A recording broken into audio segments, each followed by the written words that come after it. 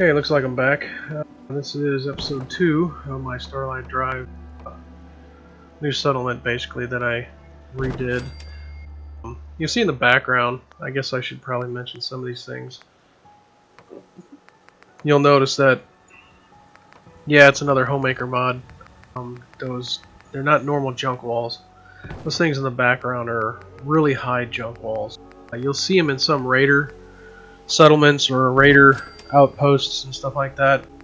Hopefully you guys I'm pretty sure if Bethesda doesn't bring them out in some kind of mod later on, I know somebody else is going to make them and put them on the console, so you guys should get them eventually, that's for sure. Because I would imagine almost anything that's already existing in the game is going to become a mod for you guys on the console. Just because of the fact that nobody actually created them for the mod. The assets are already there. It's just somebody found out how to open them up and allow us to use them early on. I'm still surprised at the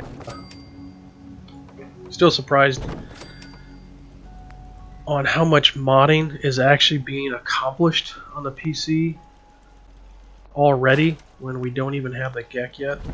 It's kind of boggling for me, but I guess most of because coming from Skyrim and stuff like that, it took a long time for us to get any good mods until the GEC came out. Well, a lot of the past Skyrim modders have learned their lesson and they realize, you know, these are just asset numbers, and we can make new asset numbers in the plugins section. But so hopefully the guys in the consoles will be getting a lot of these extra mods that we have for settlement building, and then you guys will be going even more crazy. Because there's a certain appreciation I have for some of the settlement builders on the console side of things. I still think you guys are some of the ones that are finding the majority of the glitches that allow a lot of even people on the PC to use if they feel that, you know, that they want to use them. Obviously, stuff like the rug glitching and stuff like that. You know, for the clipping, it's just so I'm still trying to figure out who actually found that out. It's one of those little sayings I like to say where it's like, you know, who's the rocket scientist that decided, oh, let's place this on top of a rug, see if it'll work.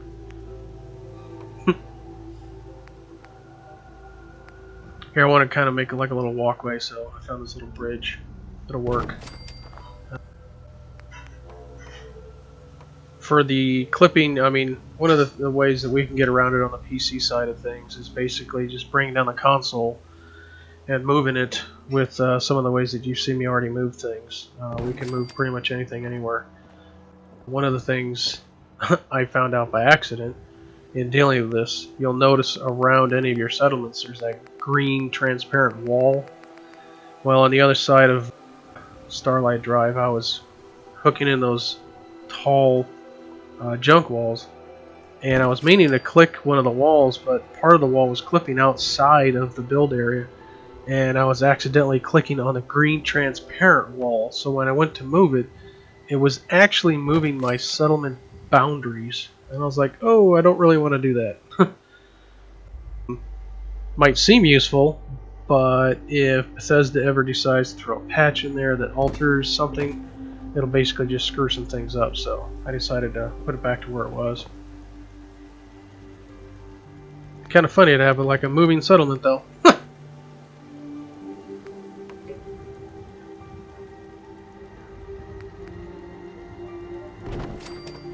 As I said in my first episode, I'm still curious if I'm going to be using these. I think what I'll do is, after I build a couple of the houses, I'm going to see what kind of walkways I can actually use above the roofs. I can probably just use kind of like one of the little bridge sections to make it a little bit more believable. But I think using those little bridge sections like I used in the front of this house, I think the legs are too long, and for what the purpose of what I want to use or how I want to use a wall up or the walkway up on the top of the houses. So it'll either make the walkway too high, or it'll put the posts going through the ceiling, and I don't want either of those to happen, so might end up having to switch over to floors for roofs. so that I can basically make the walkways the way I want them to.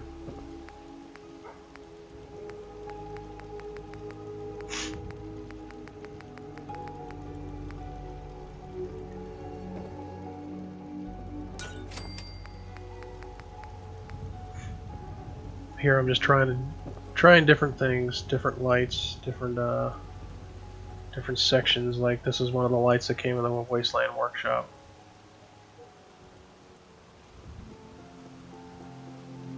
Just did not want to get up to the top, so I'll force it up there.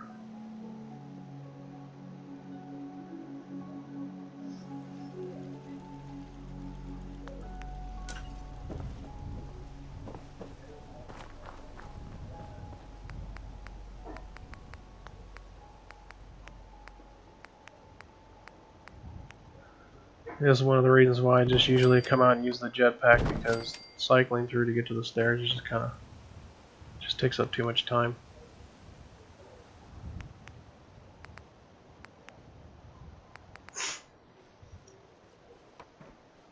I have no idea why I was trying to put that there, or what I was trying to do there when I wanted to put a pylon down.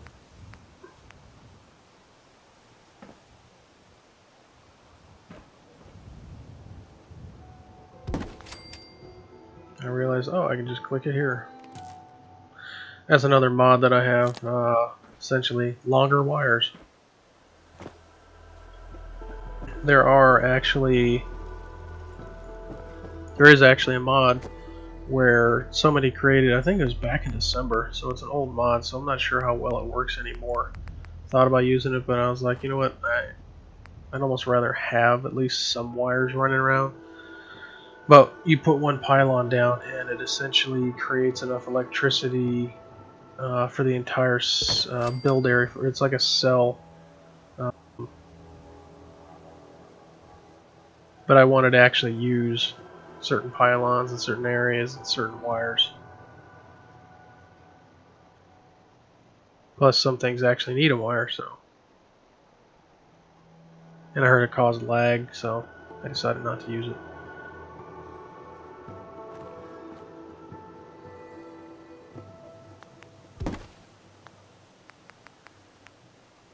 And you'll see me after I move something like that with a console that I'll go in there and I'll re-click it one more time. There's a reason for that. Whenever you try and force something into a move like that, it makes the image blurry.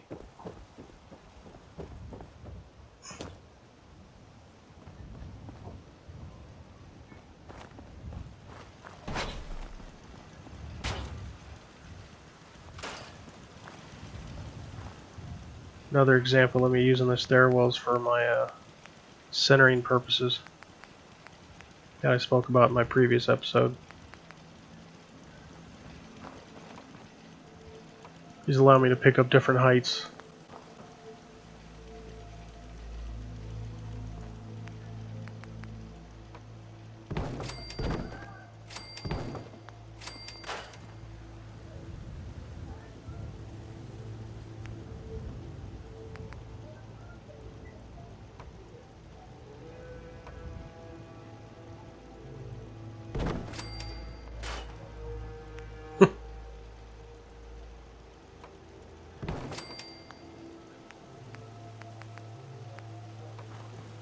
I wanted some of these houses to be in different elevations, so that's one of the main purposes of why I kept some and I raised or lowered others, just because you're making a town like this, obviously nothing's going to be identical. And I'm kind of OCD about those lines in the woods, so that's the reason why you see me turn them.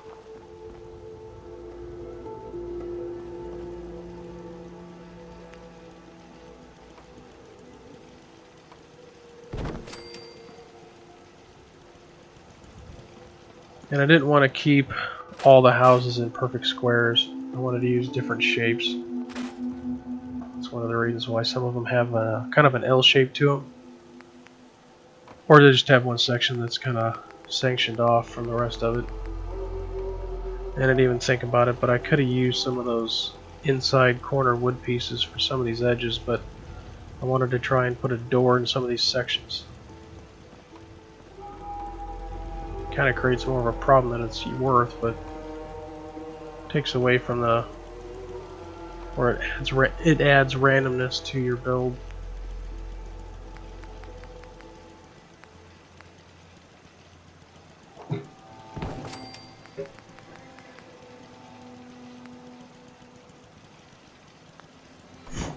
Yeah, gotta move the wall.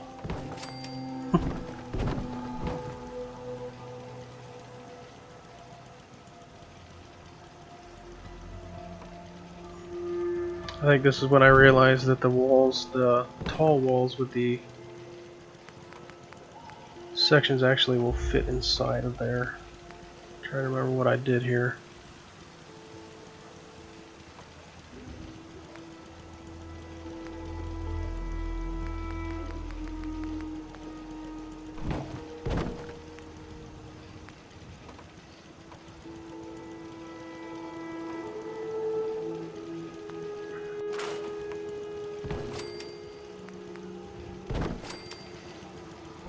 If the volume levels are acceptable or not acceptable, just let me know in the comments and I'll try and change the way I record some of these. I've been trying to make the levels correct. Come on, get out of the way. I was thinking about using a corner section here, two of them, and lining them up, and I realized, you know what, they won't snap like that. It's not the way they snap. And I think this is one of the ones where I wanted kind of a window in the front of the house. I think this is the one.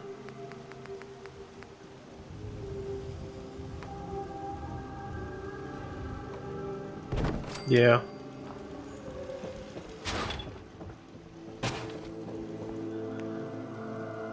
And here I was thinking about using some of these side sections, these specific walls to go along the side of it, but I realized my junk walls are in the way. And I didn't want to go through the process of redoing those.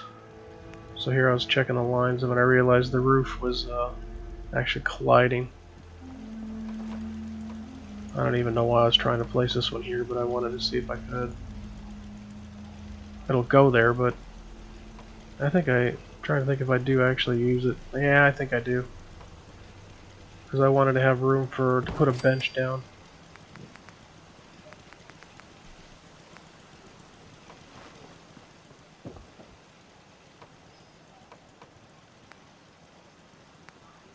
But I also wanted to have kind of like a side door, so that's the reason why I use that one.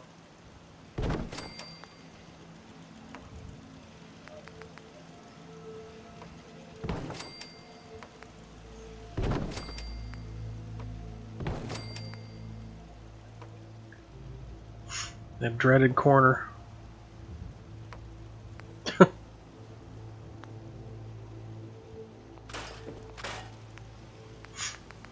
A lot of building in this is build order, which I'm sure most of you have already found out. As long as you get the correct piece in the right section before doing the following section, it'll fit. If not, you're gonna have a tough time with it. These are the walls I was referring to, or those are the walls I was referring to earlier that have that little border section over the top. They're considered a tall wall.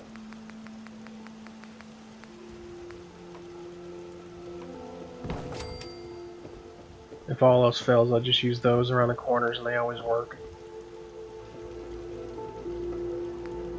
One of the nice things about those walls, and I'm sure Vic will like this one, you can make them 2 walls high. You can actually build wall on top of wall without having to use a floor section or doing some kind of goofy glitch in order to make a wall sit on top of a wall. It's another reason why I hope you guys on the consoles actually get some of these assets when they come out with the creation kit.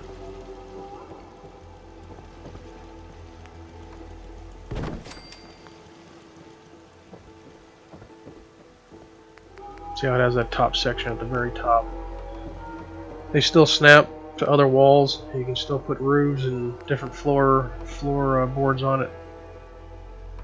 Here I was like, where did I get this angled one from? I wonder if I can make it work.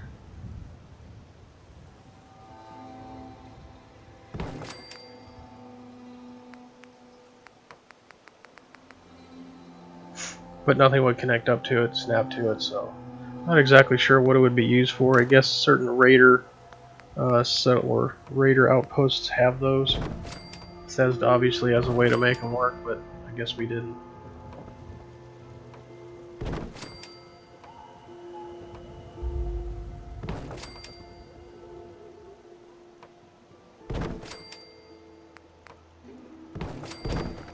Kind of sucks that that specific roof piece is the only one that you can really use to put double roofs on, so that you can basically cover those holes.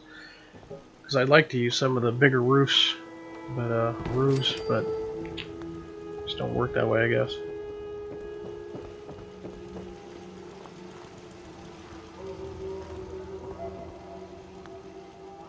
And for this house, I'm going to actually put 2 beds in it instead of just the one, just because I had this large room. I figured it'll fit.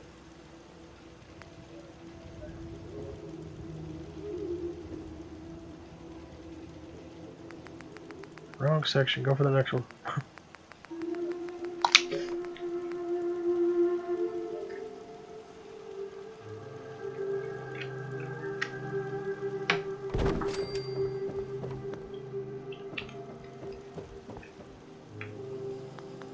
I tried out some different angles. Tried setting some things in the corner. I tried a couple different ways. I'll even try putting like a plant behind it, kind of like what you would possibly do in a normal house, but it just didn't sit well inside this little dwelling, so I ended up changing it.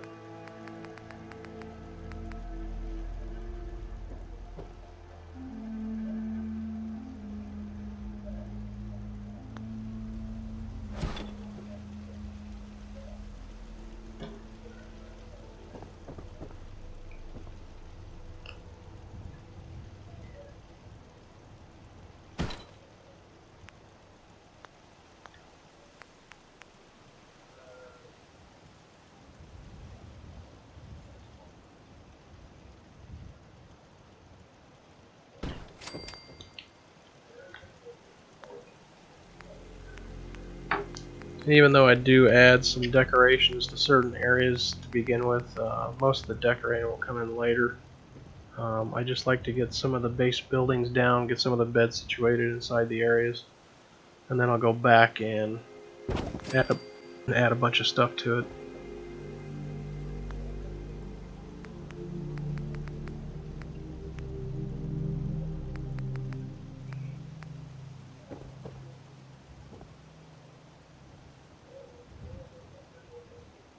Here I'm going to go for putting one of the old televisions, but I wasn't sure where to actually find one of the standalone ones, so I figured I'd just go ahead and use the that one there.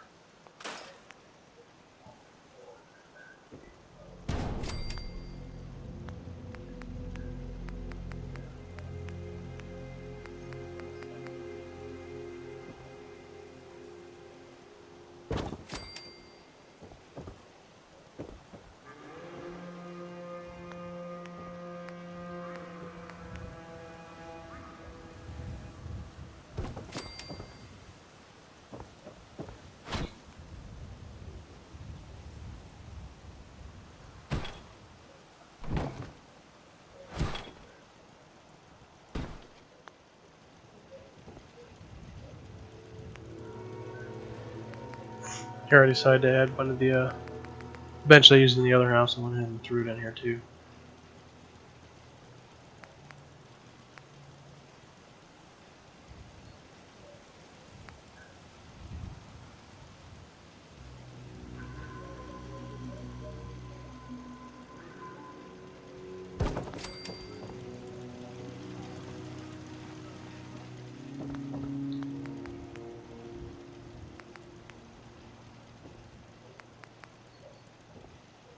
I was actually surprised that this light actually fit in the corner the way it does. You'll have to, if you're on a console, you have to let me know if you could place those in a corner.